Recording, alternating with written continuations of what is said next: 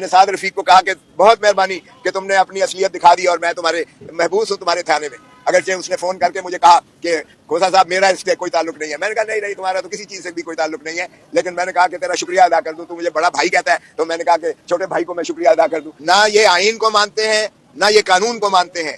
یہ اگر ڈنڈا شاہی سے یہ سمجھتے ہیں کہ یہ حکمرانی کر لیں گے اور بنیادی حقوق کو بھی اس طرح سے پامال کریں گے کہ جو حق ہے کسی کا پرامن احتجاج کرنے کا حق، پرامن احتجاج کے ساتھ اگر اپنی آواز اور اپنا جو ہے احتجاج ریکارڈ کرنے کا حق، اگر یہ عوام کو جو ہے امنگوں اور خواہشات کی ترجمانی کرنے کا حق اگر یہ جو ہے پاکستان کے عوام کو چھین لیا جائے، تو ظاہر ہے کہ پھر اس کا مطلب ہے آپ نے 25 کروڑ عوام کو یرغمال بنا کر اور دنیا کا سب سے بڑا پاکستان کو قید خانہ بنا دیا ہے. تو کل کا جو شخصانہ تھا اس کا میں خود ایک ذاتی طور پر بھی اس کا وکٹم ہوا ہوں. یعنی ہمارے ہاں پرامن طریقے سے ہم نے ایک احتجاج چاک آؤٹ کیا تھا، اور ہمارے چونکہ لاہور میں 34 جو ہے ٹکٹ ہولڈرز ایم این اے 2 ایم این اے سے ادر صاحب تو ظاہر ہے کہ وہ چونکہ بزرگ ہیں وہ موجود نہیں تھے. میں ایک ایم این اے تھا جو لاہور کے، اور ایک ہمارا ماشاءاللہ لوٹا ہو گیا. تو اس کے بعد ہمارے ایم پی ایز جو تھے اور ٹکٹ ہولڈر ساروں نے جو ہے قیادت کرنا تھی، اور مختلف علاقوں سے ہمارے جو ہے ٹولیوں کی شکل میں آنے تھے، اور بہت پرامن طریقے سے سارے لاہور سے لوگوں نے اکٹھا ہونا تھا. اور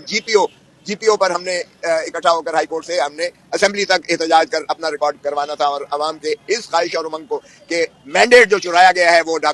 قابل قبول نہیں ہے، اور یہ دنیا ساری کہہ رہی ہے کہ مینڈیٹ ہے. اور پھر جو الیکشن کمیشن آف پاکستان نے فارم 45 کو جو ویب سائٹ پر، اپنے ہی ویب سائٹ پر جو ہے انہوں نے سرکاری website, official website پر جو انہوں نے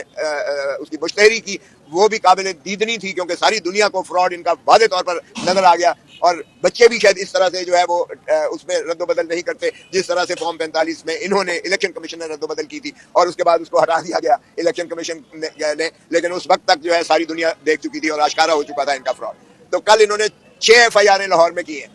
اب یہ بدقسمتی دیکھیے کہ پنجاب میں اور قانون ہے، کے پی کے میں بالکل اور قانون ہے، اسلام آباد میں کسی نے کسی کو جو ہے ہاتھ نہیں لگایا، وہ کیپٹل ٹیریٹری ہے. سندھ اور بلوچستان میں اور قانون ہے، وہاں جو ہے کوئی ایسی تشدد نہیں کیا گیا جو لاہور اور پنجاب میں کیا گیا ہے. اور یہاں جو 6 ایف آئی آر کی گئی، ایک مجھ پر کی گئی اور میرے اوپر تو اتنی مذہقہ خیز کی گئی. 3 بجے مجھے جو ہے انہوں نے کینٹ کچہری کے سامنے سے جو ہے ہم آگے گاڑی میں نے کھڑی کی، میرے ساتھ جو آفیشیل سرکاری طور پر میرا جو ڈرائیور ہے، گن مین بھی ہے، ڈرائیور ہے، وہ ریٹائرڈ گورنر کی حیثیت سے مجھے ملا ہوا ہے، جو پولیس کا بندہ ہے وہ گاڑی چلا رہا تھا. میرا کوآرڈینیٹر عدنان ساتھ تھا، اور انہوں نے مجھے روکا ہے آگے. ابھی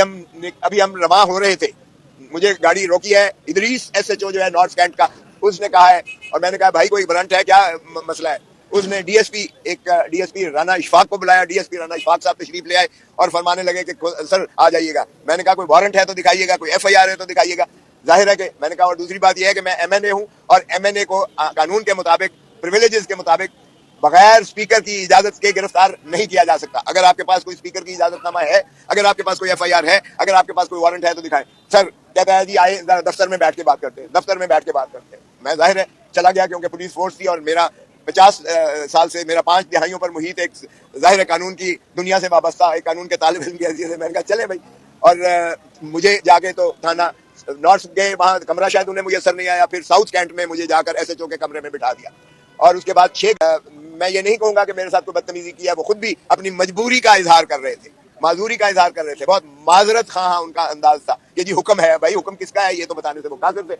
باہر کیف 6 گھنٹے مجھے بٹھایا، اور اس کے بعد جب ہائی کورٹ کی قراردادیں آئیں، مجھے ہائی کورٹ کے صدر کا فون آیا، اور اس کے بعد سپریم کورٹ کے صدر کا فون آیا. ان کی قراردادیں بڑی سخت قسم کی آئیں. انہوں نے چیف جسٹس صاحب کو کہا، اور اس انداز سے جو ہے میں نے سعد رفیق کو کہا کہ بہت مہربانی کہ تم نے اپنی اصلیت دکھا دی اور میں تمہارے محبوس ہوں تمہارے تھانے میں. اگرچہ اس نے فون کر کے مجھے کہا کہ کھوسا صاحب میرا اس سے کوئی تعلق نہیں ہے. میں نے کہا نہیں تمہارا تو کسی چیز سے بھی کوئی تعلق نہیں ہے، لیکن میں نے کہا کہ تیرا شکریہ ادا کر دوں، تو مجھے بڑا بھائی کہتا ہے، تو میں نے کہا کہ چھوٹے بھائی کو میں شکریہ ادا کر دوں کہ میں یہاں محبوس ہوں. باہر کیف اس کے بعد انہوں نے 6 گھنٹے کے بعد ایک مچلکا جو ہے مجھ سے لیا کہ جی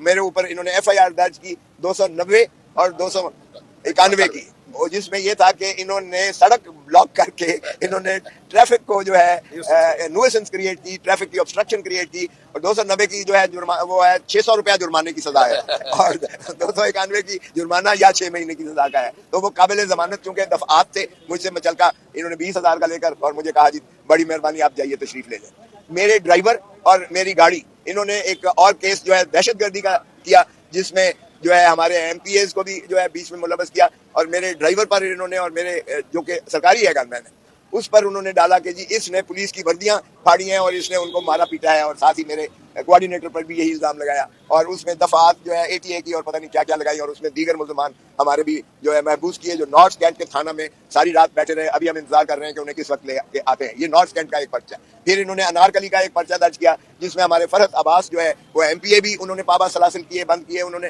اور ان پر بھی وہاں ڈالا گیا کہ جی بہت سارا موب تھا یہاں اور انہوں نے یہاں فائرنگ کی اور دہشت گردی کا جو ہے فضا کریٹ کی، لوگوں میں خوف و ہراس پھیلایا اور جانے کیا کیا کیا۔ اور پھر انہوں نے ایک پرچہ جو ہے شاہدرے میں درج کیا، اس میں بھی اسی طرح کے دفعات لگا کر اور لوگوں کو پابند سلاسل کر کے اب انہیں پیش کریں گے۔ پھر انہوں نے چوتھا ایف آئی آر جو ہے ایک انہوں نے بیرسٹر سلمان صفدر پر کی، اور سلمان اکرم راجہ صاحب پر کی، اس پر بھی یہی کیا کہ اس نے بھی بلاک کی ہے سڑک، اور اس پر بھی 290 اور 291 کا، اور اس کو بھی 5-6 گھنٹے اور 5-6 گھنٹے اس نے میں بھی یہ کہا کہ انہوں نے سڑک بلاک کیا ہے اور انہوں نے نیوسنس کریٹ کیا ہے، ان کو بھی رات دیر گئے تک جو ہے مچل کے پر سیاہ کر دیا گیا۔ سر یہ بتائیے گا کہ فیوچر خان صاحب کے ساتھ کوئی ڈیل کرنی چاہ رہے ہو کوئی، یا خان صاحب نے کچھ شرائط رکھی ہو اس طرح کی، کیا ہو کیا اس طرح ہی معاملہ چلے گا؟ دیکھیے ایک ہی شرط ہے کہ آپ جو ہے آڈٹ کروا لیں، 4 حلقوں کا خان صاحب نے کہا ہے آڈٹ کروا لیں۔ نواز شریف آ رہا ہوا ہے، نواز شریف کے حلقے کا کروا لیں۔ سیالکوٹ کا جو ہے خواجہ آصف کا کروا لیں، آڈٹ اس کا کروا لیں۔ تیسرا، اور انہوں نے پون چودھری والا یعنی سلمان اکرم راجہ والا جو ہے آڈٹ کروا لیں، اور اسلام آباد کی کسی سیٹ کا، 3 سیٹیں ہیں نا اسلام آباد کی، اسلام آباد کی کسی سیٹ کا آڈٹ کروا لیں۔ ہماری یہ شرط ہے کہ یہ 4 حلقوں کا آڈٹ کروا لیں، اور دودھ کا دودھ پانی کا پانی نظر آ جائے گا، قوم ساری کو، ملک سارے کو نظر آ جائے گا۔ اور اس لیے جو ہے یہ اس کے علاوہ اور کوئی شرط نہیں ہے۔ عوام کا مینڈیٹ بحال کریں، کیفر کردار تک پہنچائیں جنہوں نے فراڈ کیا ہے، ان کے خلاف ہائی ٹریزن کا آرٹیکل 6 کا مقدمہ ہونا چاہیے۔ الیکشن کمیشن کے خلاف بھی، جنہوں نے اس قوم کے ساتھ، ملک کے ساتھ اتنا بڑا دھاندلا کیا ہے، فراڈ کیا ہے، ریاست کے ساتھ انہوں نے فراڈ کیا ہے، آئین کے ساتھ انہوں نے کھلواڑ کیا ہے، تو اس لیے ان کو معافی نہیں ہونی چاہیے کسی قیمت پر۔ اور عوام کو جو اذیت اور کرب آپ نے مبتلا کر دیا ہے، بجائے اس کے کہ آپ ان کو مورد الزام ٹھہرائیں جنہوں نے فراڈ کیا ہے، الٹا آپ نے وکٹمز جو ہیں ان کے احتجاج پر بھی آپ اس طرح سے ریئیکٹ کرتے ہیں کہ ہم لوگ آج عدالتوں میں اور کچہریوں میں عوام کی نالش کے لیے کھڑے ہوئے ہیں۔